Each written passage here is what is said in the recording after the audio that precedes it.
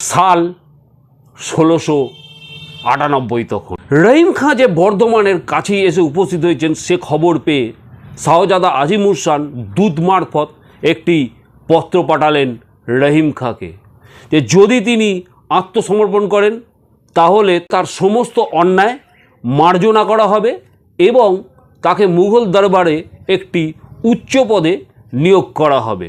সুচতুর এবং কূটবুদ্ধিসম্পন্ন রহিম খাঁ আজিমুরশানের দুর্বলতা বুঝতে পারলেন। তিনি দূত মারফত আর একটি মৌখিক প্রত্যুত্তর দিলেন, যদি আজিমুরশানের সেনাপতি খাজা আনোয়ার তার সঙ্গে সন্ধি চুক্তি করতে আসে তাহলে তিনি বিবেচনা করবেন। রহিম খানের কূটচাল বুঝতে পারলেন না শাহজাদা আজিমুরশান। তিনি তার উজির খাজা আনোয়ারকে নির্দেশ দিলেন রহিম খাঁয়ের সঙ্গে দেখা করার।